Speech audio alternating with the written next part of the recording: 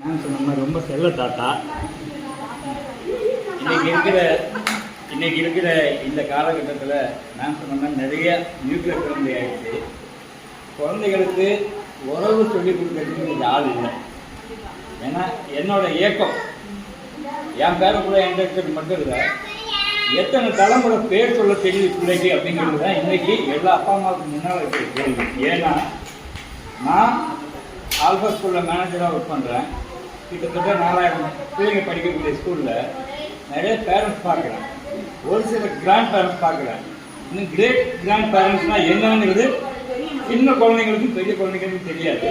ஏன்னா இருக்கிறதுலே பெரிய செல்வம் எதுன்னா, ஒரு குடும்பத்தில் எல்லாரும் நின்று ஒரு ஃபோட்டோவை போஸ்ட் கொடுக்குறாங்க இல்லைங்களா, அதுதான் இருக்கிறதுலே உண்மையிலே பெரிய செல்வம்னு நான் நினைக்கிறேன். ஏன்னு கேட்டிங்கன்னா, இந்த குழந்தைக்கு தான் அக்கா, தம்பி, மாமா, சித்தப்பா, சித்தி, அத்தை, பெரியப்பா, தாத்தா, கொள்ளு தாத்தா, எழு தாத்தா, இப்படி எல்லாரும் நின்று ஒரு ஃபேமிலி இருக்குன்னா அதை விட ஒரு கடவுளை பெரிய வந்து எதுவும் இருக்காது. ஆனால் இன்னைக்கு எல்லாமே வந்து என்ன பண்ணிட்டாங்கன்னா, கவர்மெண்ட்டே இன்னைக்கு ஃபீல் பண்ணுது என்னன்னா, வீட்டுக்கு ஒரு குழந்தை போகிறோம், அந்த குழந்தைய படிக்க வைக்கிறதுக்கே நம்ம ரொம்ப சிரமப்படுறோம் அப்படின்னு எல்லாமே கால்குலேஷன் ஃபேமிலியாக போயிடுச்சு. தயவு செஞ்சு எல்லாருமே, நானும் இந்த தப்பு பண்ணுறேன், செல்லு கொடுக்குறேன், செல்லம் கொடுக்குறேன், எல்லாம் பண்ணுற மாட்டாங்கன்னா கண்ட்ரோல் பண்ணி வர வழி இல்லைன்னா,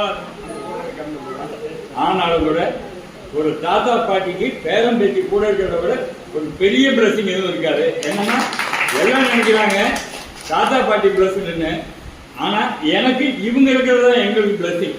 இவங்க இல்லாமல் நாங்கள் இல்லை. ஏன்னா என் உயிர் என் பேர பிள்ளைங்க. நன்றி.